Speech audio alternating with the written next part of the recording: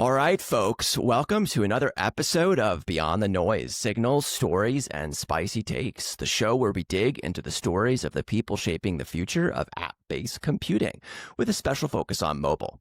I'm your host, Matt Klein, co-founder and CTO of bitdrift, as well as the founder of Envoy Proxy. Each episode, we'll talk with engineers, founders, and technical leaders who've transformed the way their companies build and understand what's happening inside their systems. We'll dig into the challenges, the breakthroughs, the lessons learned, and wrap it all up with their hottest takes. So let's dive in. Today, I am thrilled to have Jesse Wilson with us, who in his own words is a programmer who tries to balance simplicity and efficiency. He's contributed to many open source projects, including AOSP, Juice, OkHttp, and Okio. He's currently doing a solo project with WebAssembly. That is a very humble intro, so thank you, Jesse. For those that don't know, though many do, Jesse has worked on or started a lot of foundational software that many of you are using on your phones and in other systems. So great to have you, Jesse. Thank you for being here. Thank you. Yeah. So how I love to get started is you have done so much in your career. Would love to just almost start from the beginning, to learn a bit about how you got into computing. Obviously, you then worked at Google and did a bunch of stuff. Then you worked at Block and, you've been really you've done so much open source work and industry work. So I just love to learn about how it all started, and then we can go from there. Yeah. Well, I'm going to take you real back. That's great. Do it. Yeah. In like 2003, maybe 2002, open source was humongous, right? It's not humongous like it was today, but we had SourceForge and we had the Linux kernel, and I got started in open source. I was working in like a really tiny little company building a Java Swing app. And we built this project called Glazed Lists. And the idea was I wanted the iTunes UI for my boring business software. And at the time, I mean, this is going really far back, but at the time, iTunes was like probably the best example of software that's both complex and beautiful. And it had this great feature where you could type in the search box and you'd type like BEA and it would find the Beatles albums for you or whatever. And it would filter as you type. And so we built this project for Java Swing that had that feature. But as like a I don't know, a computer science student, we didn't build that feature like in a very precise way. We built it in like a super dynamic way where and sorry, this is for like a B2B app that you were exactly working on. Yeah. Right. Okay. But like what we built was like what we wanted was like filtering UI and sorting and stuff. And it was really fun because we did something where you'd start with like a source list of information. Maybe it was like a list of customers, and then we would transform it to be sorted, and then we would transform it to be filtered. So if you type like, I don't know, MATT, it like shows you all the customers with MATT in their names. And then the magic was like, if new data showed in, it didn't rebuild the list from scratch. It did it incrementally. And so that project at like a really tiny little company was fun, and it got my foot in the door at Nike, and they were using it. Sorry, that project you open sourced at that time. So, and this is, I think, pre-GitHub. So as you said, you put it on SourceForge, I guess, or something like that. I think at the time, we started on Java.net, which is another pre-GitHub thing. It started in, I think, a CVS repo, maybe. Not a. I think people out there probably don't even know what that is. Yes, exactly. It was bad, but I open sourced that, and there's a guy at Nike using it for like footwear design software. But sorry, why did you open source it? Like, what was that? Yeah, I mean, what made you do it? Was it just something that people did back then and you thought it'd be cool? I mean, it's like, what made you post the code? Or I guess like, Did you have to Yeah. convince other people at your small company that you should do that? I mean, there was like 3 people at the company, so the convincing was easy. I think the part that was probably the biggest sales pitch is that the company I was at, they were just like, they were trying to find any software that anybody wanted to buy. And if you were, a hospital or a police station and you needed some software, they would say, "Oh, we have software for that," and they would fly, and then they would go build it. Me, the freshly out of college student would go build it. And open source has this great character where it's a forcing function on generality. So we didn't build like a filtering thing for, medical bills or something. We built a filtering thing that would accept any source data. And by publishing it as open source, it forces us to keep it keeps us honest. You can't take a shortcut and say, we're going to like have one proprietary feature that's only going to be relevant to this, like, I don't know, hospital database or something. And so I think like at the time, probably it was like, just like, that's what the cool kids were doing. And I wanted to be like them. Yeah, for sure. So open source that.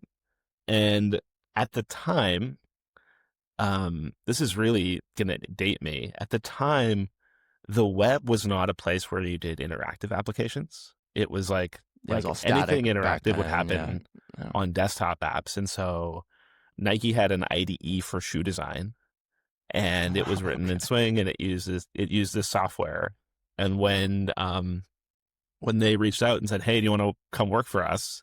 I was like, heck yeah. And so open source opened the door for me. Yeah, sure. And that is extremely extremely like self-reinforcing feature.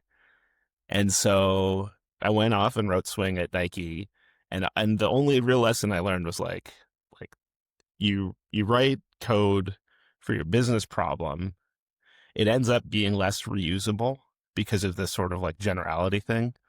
And also it sort of, every piece of code that you write in open source has a risk that it could survive beyond the end of the product. But anything that you write for like some technical product is sort of like scoped, confined to that thing. Like, I don't think that Nike is still running this IDE for shoe design, or at least I hope they're not. But all the software we built there is still like live in the world. And so that, I guess, was the first domino in my open source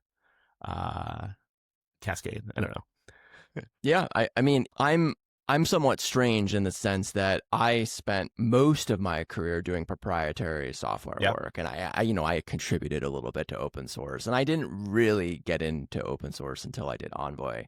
But I think a lot of what you said resonates with me, just in the sense that, for better or worse, I think open source actually forces you to do better software, and not in all cases, but like in the common case, especially when done by professional engineers, I think you cut corners less than you probably would. Like, if you think that it's not going to live on, which is exactly what you said. Yeah.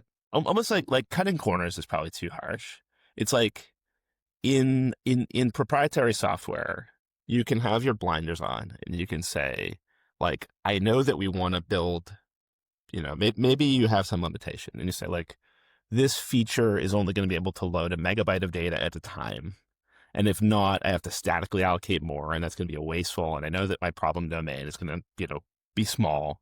So I'll make it static and simple, and it'll solve my problem domain. And like, that's how proprietary software works. And that's why I like building it as fast and easy. But if you do it open source, you're like, well, I don't actually know who's going to use this, and whether they're going to, whether they're going to be, if they're going to have 50 customers or 50,000 customers in their little UI. And so you end up building the more general thing, and that more general work takes longer, but then it becomes more reusable. Yeah, it's a really interesting problem that I think about a lot, because it's true. I think it's also a double-edged sword, because when you start building this very general software, it can start like performing worse for certain Yep. use cases, Yep. right? Or it can start to become harder to maintain because you're handling all of these use cases. So I don't know. Yeah. I just think it's a really interesting problem space. Yeah. So I'll keep going with my little bio. Probably the most interesting thing that happened in my early career. So I was working at Nike, and I was like, I don't know, it would be like, 23 years old. And my expectation of the software industry was like I am a dumb new grad. I'm going to go out to the world, and all of these people are like software experts and they're going to teach me so much. And then I go to like industry, and I will pick on Nike here, but they're not dissimilar from anybody else.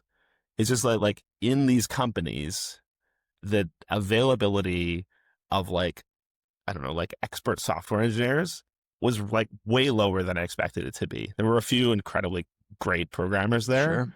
Yeah. but for the most part, it was people who like, they learned whatever they learned at the time, 15 years ago, and they were begrudging all the technology that had come since.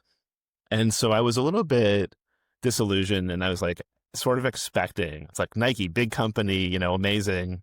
I'm going to learn so much. And I go there, and like a year in, there's nothing left to do in terms of my own career growth. Well, I'm just saying, I mean, to be fair, you're an exceptional software engineer, right? At the time, I didn't know that. Sure, but I'm just saying that, I think that, I think what you're saying resonates with me. I mean, I actually started my career at Microsoft, and I remember, I'll tell everyone out there, I was like petrified before I started at Microsoft. I'm like, I'm not going to be smart enough. I'm not going to be able to do it and whatever else. And I think that, there's a subset of people that just kind of like yearn for more, like more learning, more. And you kind of like suck in all of that knowledge that you can get, and then you want more knowledge. Anyway, I mean, I guess the positive frame of it is like, you shouldn't have imposter syndrome because everybody is like, I agree. Yep. Yeah. So I'm writing my code, and I'm going to go really technical here. So we're using like the Java collections library, and you can have like a sorted list of, maybe it's like a sorted list of shoe sizes or something, or a sorted list of shoe dimensions, like wide and normal or something. And you can remove a sorted list from a non-sorted list. Just say like, you can take two collections and you can intersect them and subtract them and stuff. And the Java collections API does this completely reasonable thing where if you have a collection with 1,000 elements in it and you want to intersect it with 10 elements, it will iterate over whatever the collection is smaller and then do contains checks on the other one. And so if you have, that ends up being like a net faster thing, not necessarily like a algorithmic complexity faster, but it's a good optimization, except in this super weird case I was in, where one of the collections is case sensitive and the other is case insensitive, in which case, or if I should say, like if they use a comparator. And so what would happen is we were writing our system, and if you removed the big set from the small set, everything worked. And if you removed the small set from the big set, it didn't work correctly. And I was so upset because I was like, my code shouldn't have bugs, and like this behavior is asinine. So I messaged the guy who wrote the Java Collections API, very fantastic programmer, sort of like somebody I really looked up to. His name is Josh Block. And at that point, probably worked at Sun, right? Still? I don't. He'd recently started at Google. Oh, okay. And so I just messaged him, and I was like, look at this like sort of like surprising behavior. And I didn't really want to shame him, but I was like, this is interesting.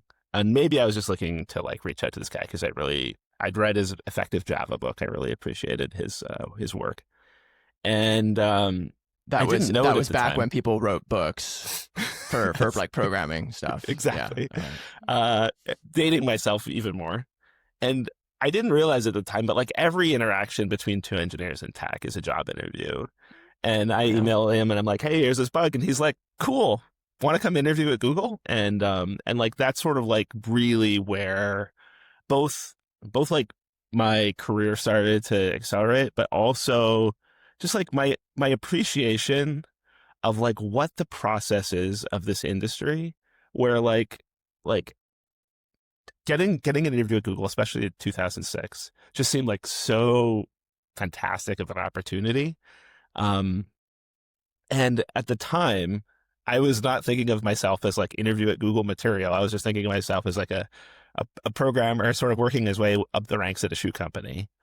And I said yes, and I did, and I joined that company. And again, at the time, that was an incredible place to be because finally I found like a ton of curious and smart engineers who were basically like half of them were, building the future of search, and half of them were just building Google Labs projects that would never go anywhere. And that was like a very fun sort of like workshop company to join.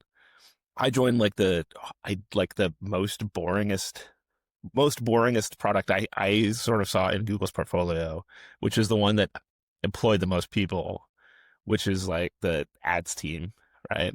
And I worked on the ads team, and we had this just incredibly terrible monolith.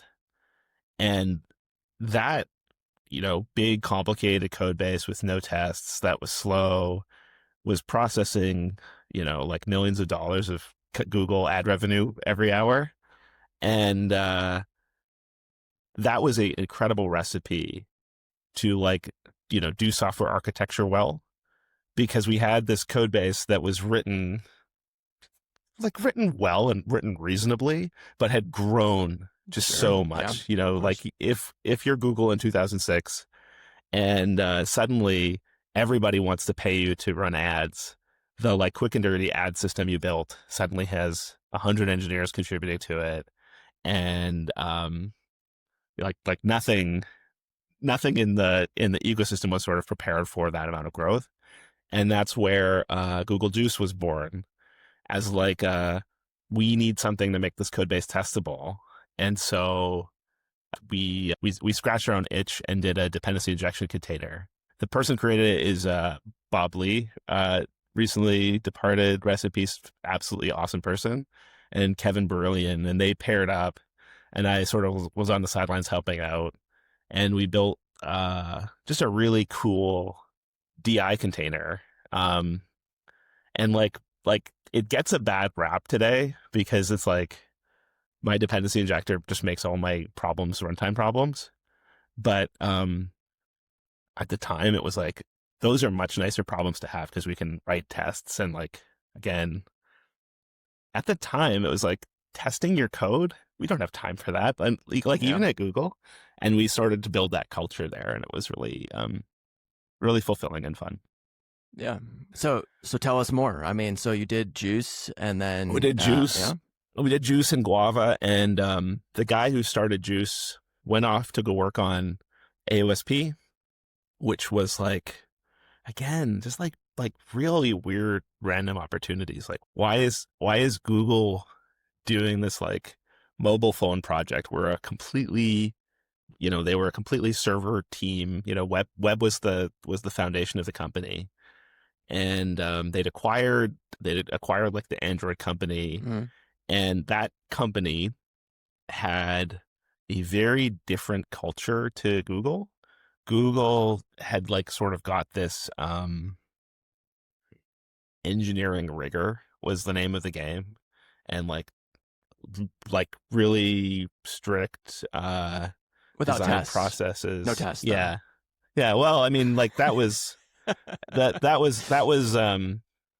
something that got very aggressive very quickly. Sure. Yeah. Even things like they had like, I think they still do. They had like really, really strict guidelines around code formatting. Yes, I know. And so Yeah. you get like your code formatting rules, and you have to like sort of be blessed by the code formatting high priests in order to commit code. I mean, that was also back when I think people today take for granted that almost all code that we write Yeah. is auto formatted. It's like I Yeah. haven't had an argument about code formatting in like a decade. Yeah. But Thankfully. but like people don't realize that back then, like people would nit about, you know, Yes. like Yes. indent Yes. on function signatures and all of those things. It seems just like crazy to talk about that at this point. Yeah. Yeah. Anyway, the Android team was like just a bunch of cowboys who were hacking things together left and right. And Bob invited me to join that team, and I did. And that was really like totally fun because we were sort of again like working in a project where at the time Android seemed like much more of a philosophical exercise than as a product. There was like the rumors that Apple was going to make a smartphone because they had the Moto Razr Yeah. iTunes phone, and there was BlackBerry, and I guess there was like Windows CE or something. Windows Mobile. I actually Yeah. worked on Windows Mobile, but anyway, keep going. Excellent. Yeah, I Yes. mean, but like the sort of like the modern generation of smartphones had not yet been birthed, and and there was Palm. Palm was so cool. That's right. Yes. Yeah. Okay. And so we were building our Java thing, and again, I got involved in that, and we were sort of just like trying to build, you know, Android as close as possible to Java, but never call it Java platform, so that you could build systems interchangeably between server Java and Android Java. But sorry, this is also Yeah. just so that people can conceptualize the time frame. As you said, you're working on this, and iPhone had not yet launched, right? So it's like people had not yet seen what the competition was about to look like. So you were working on like a pre-iPhone system, essentially. Is that right? Yeah, and at the time, even systems like having Wi-Fi on a mobile device seemed quite remarkable. Phones were, you know, you pay for data by the text. Yeah. And we didn't know that like 3G and then LTE and all this stuff was coming. And I saw like early demos of Android, and it was really compelling because like Google Maps, like again, if you wanted to navigate somewhere, you would go to mapquest.com on a computer and you would print out a map. Yep. Anyway, that was a really fun place to be, and we really did change the world. And another sort of just like Jesse career opportunity. The team I joined, we were responsible for like all the standard libraries, like ArrayList and string and the XML parser and the JSON parser and the HTTP client. And I had this one conversation where somebody from the Chrome team, I forget his name, he was working on HTTP 2, which really didn't exist at the time. And he and I went for a walk, and he was like, I want to get HTTP 2 in Android, you know. Well, and I want to say, and at that time, that would have been speedy, right? Like this is That was way speedy. Exactly. pre HTTP Exactly. 2. Yeah. Okay. Exactly. Got it. Yeah. Yep. All right. Yep. And I'm stubborn, and I like made a promise to him. I'm like, yeah, we'll absolutely build speedy for Android. I know that that's like a thing that's strategically important to the company to make networking faster. And then I made that commitment, and then I left Google. I followed my friend Bob, who recruited me to Android. He also recruited me to join Square, and I had made this commitment that we were going to build an HTTP 2 client for Android, and so that became OkHttp 2, where I continued the sort of like commitment of building an HTTP 2 client in Java, but I didn't do it as a member of the Android team. I did it as a member of the Square engineering team. And at the time, that was like great bread and butter work for Square, where the company basically measured its success based on how much time between a customer tapping their card or at the, swiping their card at the time through a Square card reader between doing that action and seeing a check mark on the screen. And we were measuring that to the millisecond because we wanted to make it so that the Square experience was better than our competitors. And we also knew that if more people, if you have a faster credit card experience, more people will use credit cards, and Square's business is basically built on maximizing credit cards. Yeah. And so we built OkHttp as the HTTP2 client for Java, but mostly Android. And again, just like kind of like being in the right place at the right time, and also having the stubbornness to like make that thing come true, even though it was technically difficult. And I don't think we didn't like really have business doing it, but we did it anyway. Yeah. One thing that I would love to ask about is, or at least one thing that I found interesting about the Android ecosystem is that there are a lot of foundational libraries that everyone uses, like OkHttp. But they're separate libraries. They're not part of the core distribution. And like one thing I'd love to learn about, which I think you would have unique context on since you came from Google and then went to Square, is I don't want to say like was there conflict, but like I would imagine over the years you had a lot of conversations with the people that were still working on Android Core, right? About whether some of these things should be part of Android, like versus separate libraries. And I'd love to learn more about that, right? It's like, how is it that to this day, I find it actually kind of odd that like something as foundational as OkHttp is not part of the core Android distribution, and it's still a separate library. So like tell us more about that. So I think a thing that's really important about the sort of philosophy difference between Android and iOS is Android is sort of like born in open source, and it has like a open source ethos. And Google, especially in the beginning, was trying to pitch Android as this is an industry effort, not a Google effort. And so there was no like rejection of like an open source project being infrastructure for Android.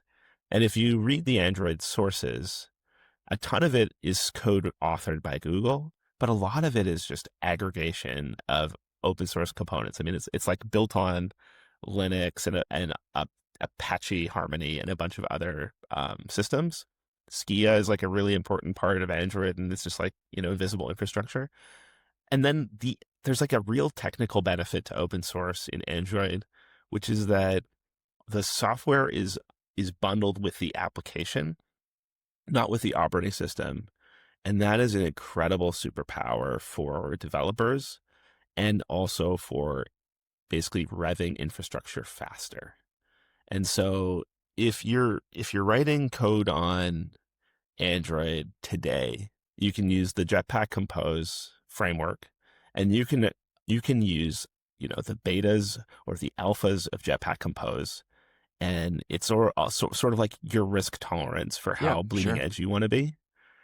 If you're on iOS, you're stuck on whatever version of Swift UI is available to the oldest devices that you want to support. Yep. And this is like a complete disaster for Swift UI as like a platform, because basically it as a platform was only stable and like sort of complete and fast enough, maybe like iOS 17. And Compose has like evolved and become as stable at the same rate as that. But everybody, no matter how old of a phone they're targeting, can use the latest Compose code. Whereas on iOS, you're still stuck using the Swift UI version that, your oldest users support.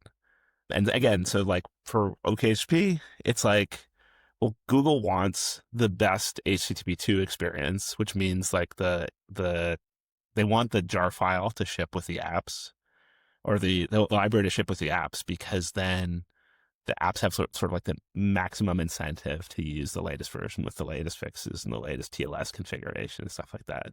Well, and not to mention the fact that on many of the Apple components, you can't see the source code. So I mean, it's like trying to debug what's going on. And I feel like today, for most of us that work in any kind of infrastructure, whether it be phone or server related, not being able to see the code of the stuff that you're building on so that you can debug and like help them do better by submitting patches and all of those things. I have found that odd as well, just from the perspective of, it seems like Apple, for certain portions of their system, could not only build a better, larger community, but maybe have better products and all of those things. If like more of it was a bit more open so that you could see what's actually going on. But anyway, yeah. Exactly. Yeah. There's nothing better than like debugging through some low level thing in Android, seeing the source, and then being able to say like, oh, this changed in the recent Android version. What do we need to do about, this bug that we introduced or something? And you can say this, get blame on the operating system and say, oh, this changed in, this year's Android release. We'll have our feature flag toggle based on that. Whereas in iOS, you sort of have to like bisect to figure out when did this like behavior change.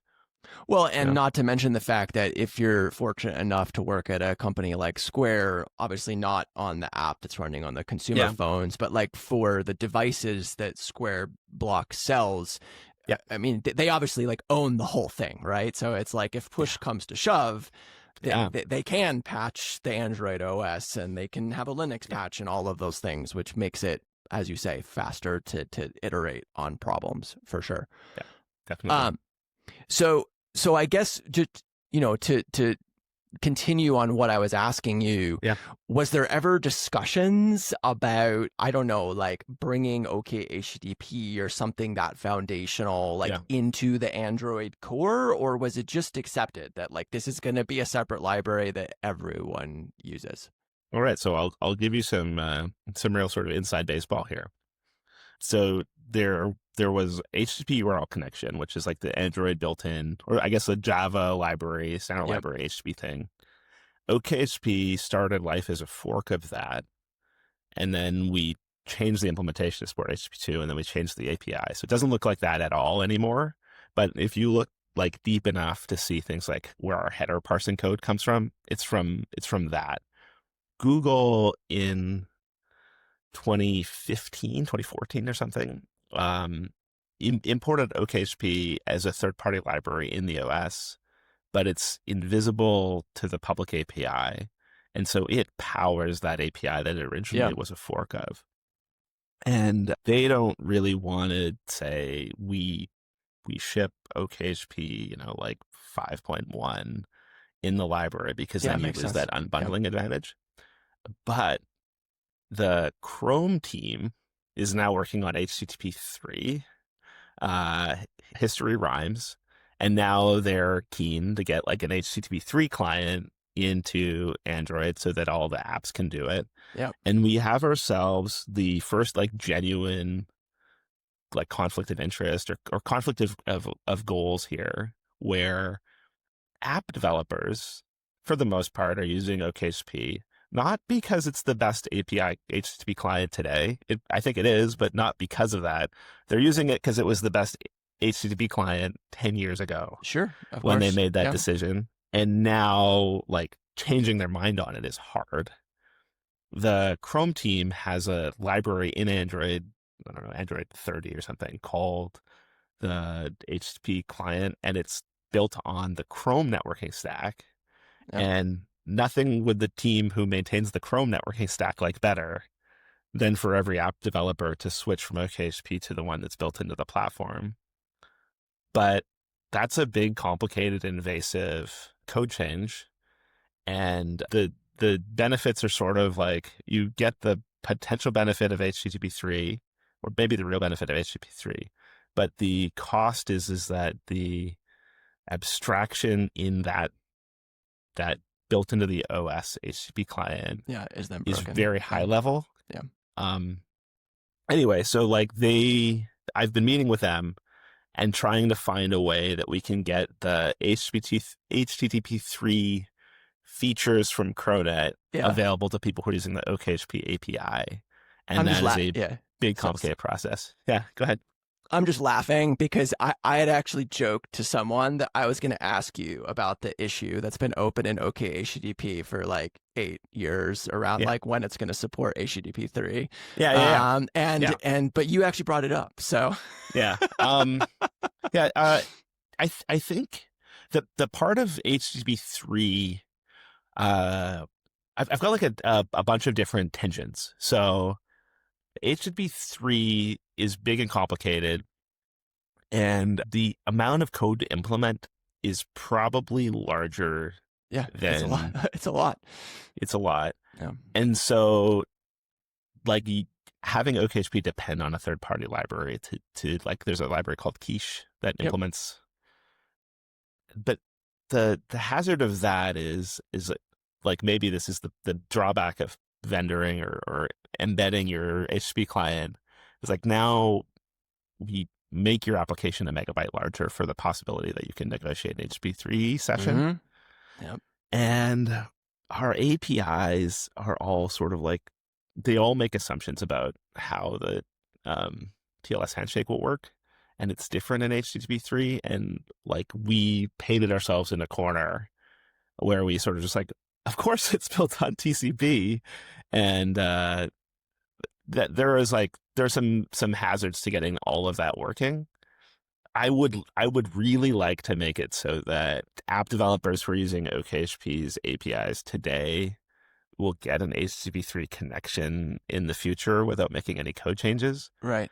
But for that to happen, I think we need an API that looks like TCP built on Quick, or built on the Yep. Quick part of HTTP 3. Yeah.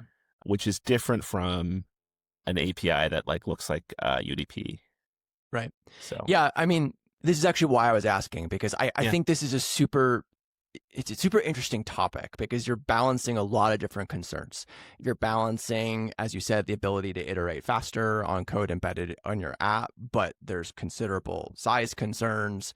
You're Exactly. balancing the realities of human engineering. I think the part that you didn't say, which I know from inside baseball, is that, the Cronet networking stack is like constantly defunded and there's no one working on it. And then there's like people at Google working on Envoy Mobile, and it's unclear like what they're doing and who's doing what. And I think it's really interesting, right? Because at the end of the day, I agree with you. As a developer on Android, I don't want to think about it. I do want that part to look like Apple, where I just open up a connection and it does the right thing, and I don't worry about it, right? But now we have all these dependencies that I guess it starts to leak that to me as the app developer, and that seems bad. And that was why I started to ask all these questions around like, have you thought about, building it into the OS? And I don't know. As I said, it's a very interesting problem.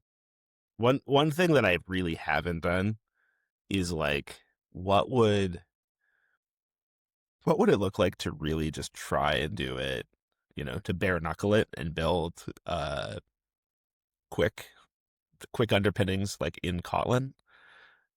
I have an intuition that it would be a bad result. Like, I think that it would not be fast. But I don't know, like we built our own HTTP 2 stack, and it was complicated and hard, but also really fun, and it gives us a lot of API power. The fact that we own our own core engine for the network calls means that we can expose observability hooks in places that Cronet does not. Absolutely. I mean, at least speaking from the Envoy perspective, I've seen the transition, obviously, from HTTP to HTTP2 to HTTP3, and I feel like it's an order of magnitude complexity increase with like each jump, right? HTTP is so basic. I mean, if someone who's a good programmer can write the whole thing in probably a weekend. That is not true. Like, as you move to HTTP2 and then especially HTTP3, and even in Envoy right now, for reasons which I won't get into, they're trying to change the HTTP2 library from one that Envoy had historically used for a long time to one that's provided by Google. And that's been a multi-year effort, right? To actually sort, and this is Google, they're running this thing at massive scale. And it's Yeah. like, we're still finding all of these bugs, and that's on HTTP2, like, let alone the complexity of Quick and HTTP3 and all of the things that happen there. So I don't know. It's like, I do feel like there's a big tension here of, I totally agree with you. You want that flexibility of being able to iterate quickly, but having a stack that you can trust that is vetted and provided by the operating system for some of this stuff, it does seem useful to me. Especially like HTTP has become sort of like the baseline RPC layer of all networking. Yeah, I think that being stuck on HTTP2 is not a stable, happy place to be. Yeah, for sure. Yeah, so I guess tell us a bit more about, you were obviously at Square Block for many, many years. Did you spend really the majority of your time working on open source? And I would imagine that as in many companies where you're primarily working on open source, there still has to be some business justification for like what you're doing. So would love to just briefly touch on, I guess like what were your high level goals when you were there, that allowed you to do all of this foundational work? Yeah, I should say that a lot of in 2013, we started this product called Square Cache. And for a while, I didn't do any open source because it was sort of like all encompassing. These projects that it's sort of like the real feel of a startup where you have a very small team and you're working very, very fast and everything is very fluid and dynamic. And I worked on the server writing proprietary backend server code for 5 or 6 years. And the open source stuff that I did was almost like moonlighting. Sure. Not corporately funded work, but we sort of rolled it into our service, and the service sort of like informed a lot of like how those things work. I think that you get better abstractions if you have distinct use cases. And so in OkHttp and OKIO, we would say, how are we going to make this observability API work really well for our backend services or whatever? And like this space. It's like if you're doing observability on mobile, you have one set of objectives where like you're trying to track whether the client's connection itself is good. Yep. And then on the server, it's like, are we DOSing ourselves again? Are we using our resources efficiently? And anyway, I guess I had like a lot of fun building out that open source stuff, but it was not actually like a top-down, go build open source objective. And then a few years ago, I did really sort of work on a pure sort of open source platform thing. We built this project we internally called Treehouse, and the objective of it was, can we build a system where we can dynamically deploy UI to iOS and Android without the App Store process? And that was like a ton of fun. And sorry, is that like your own version of React Native? Is it like a similar idea? And very similar, very similar idea in terms of like the problem to solve.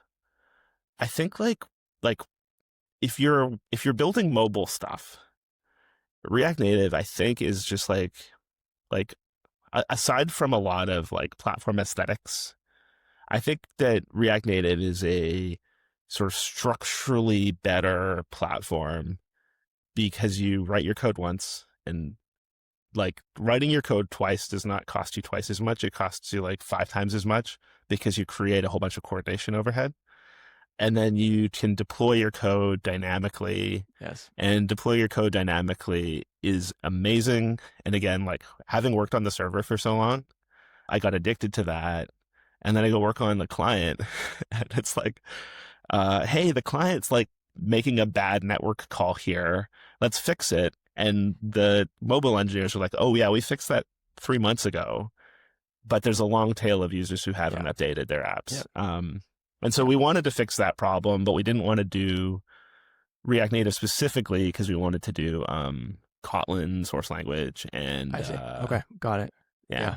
Yeah, but in general, I mean, you're obviously preaching to the choir right now. Yeah. I mean, that's the entire purpose of our company is, I mean, it is, I think people who have primarily worked on server, which I would, put myself there, when they start to really understand the complexities of the mobile ecosystem, mostly in terms of the long tail deployment and like the fact that code lives forever and the fact that you can't just fix things right away, it is really eye-opening, I think, for most people who have become used to the click, deploy, fix out there. And, if you're really pushing it a couple of minutes, that's, nope, not the thing that really, the thing I'm really obsessed with here is not the hazard of like, well, we've got this bug that we shipped 2 weeks ago and we're just gonna have to live with it.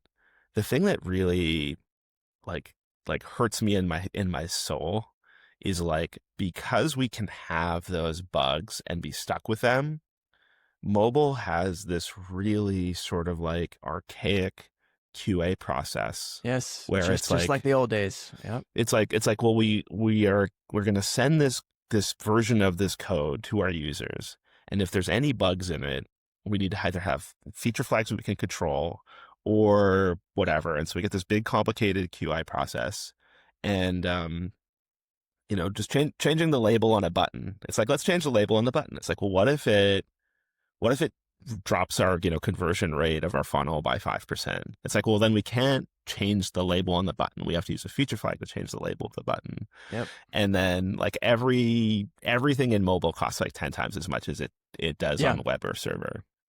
Let me ask you, do you ever get frustrated with the App Store restrictions in terms of what they allow you to do in apps? And again, to be clear, I understand why these restrictions exist, but in a perfect world, especially for people that are willing to do more interesting engineering, if you were allowed to like JIT code on the client, and I mean, there's so much cool stuff that could be done if that was possible. And I don't know, I would just love to get your opinion on, like, in general, the mobile ecosystem and how, again, like how the App Store, it really limits some of the engineering that even is possible to fix some of the problems that we're actually talking about. Absolutely. I mean, like there's like a whole bunch of business model problems where it's like, when I was working on Cash App, it was a payments product, and it's like, maybe we want to let you do like purely digital purchases, but that sort of thing just doesn't work in the App Store commission model.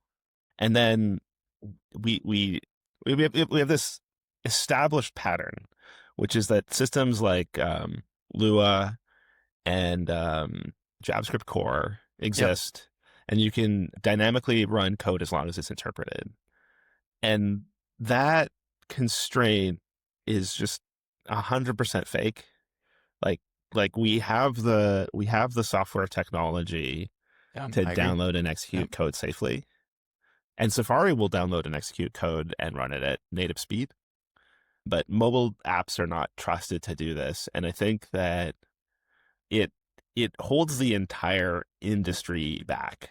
Yeah, I'm just incredibly frustrated with that. And I mean, there are, obviously, without getting into too much of our company stuff, I mean, obviously we do a lot of dynamic stuff on the client. Like, that's what makes what we do interesting. And just from a technical perspective, there's so many internal conversations that we have around wow, like if we could send binary code to the client, right? It's like, what could we Yeah. do? I mean, it's like we could do so much more. We could at native speed, we could, change how logs work and different Yeah. types of matching and all of those things. And today, as you obviously know, we're limited to interpreted code, which is incredibly slow, or maybe some JavaScript thing, or maybe some WebAssembly thing or something. But Yeah. and all of that has binary size implications because you have to embed the interpreter. It's like the whole thing is this is an area that frustrates me a lot, like just from a product perspective. But Yeah. anyway,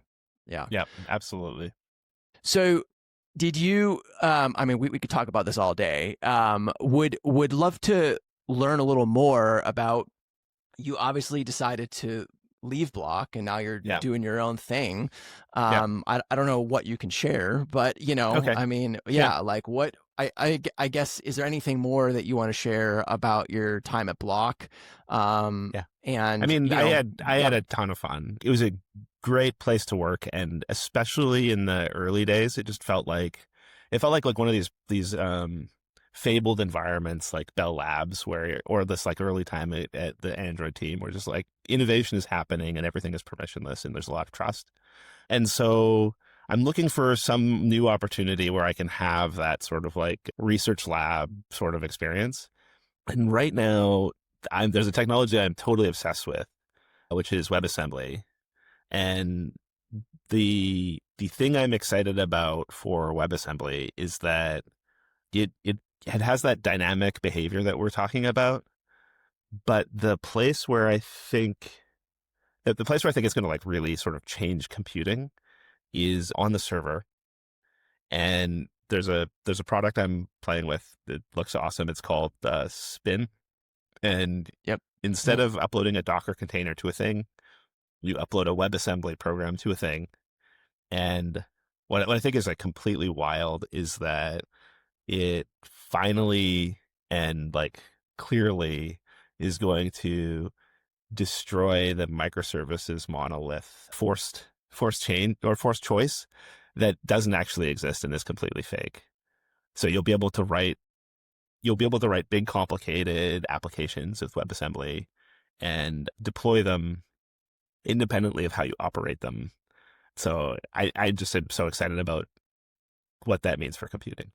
Do you mean like you would have a monolith of like function components that conceptually fit together, and it's up to the Yeah. orchestration system to basically decide whether they're in one process or they're split across machines or something along those lines? So the runtime of the system would basically be independent from like how Yes. you write the components. Yeah. Like right now, in every single company everywhere, there's somebody saying like, we want to decompose this service into two because we want to have two different teams operate it. Yep. Mm-hmm. And like, you can't operate a service with that many people. And then it's like, but then there's a performance cost of all the RPCs between the services. Yep.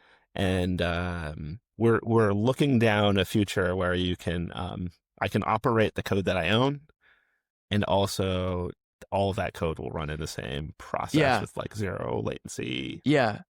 I mean, I can totally buy the vision. The one part of it, and maybe we have to just do a whole other episode on this because I think it's interesting, is I mean that the part of it that I feel like has prevented this vision from succeeding in the past, and would love to learn from you on why it's different now, is that like conceptually it makes sense, but in reality there's still humans involved that write that write software that has like really tight dependencies, and that might not be abstracted in the right way that allows for the dynamic decoupling. And I guess what I want to ask you is, how do you fix that? Like, how do you make it so that you don't, like, you can have this amazing runtime, but if people, as we know they do, compile this giant blob together and it's all like sharing the code and you can't actually intertwine it because there's circular dependencies, it's like you can't fix that with a magic orchestration system, right?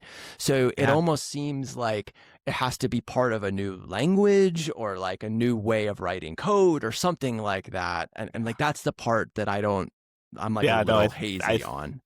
I think you're exactly right. Like, I think it's hard. And I don't think you can just take a program and rebuild it in WebAssembly and have new capabilities.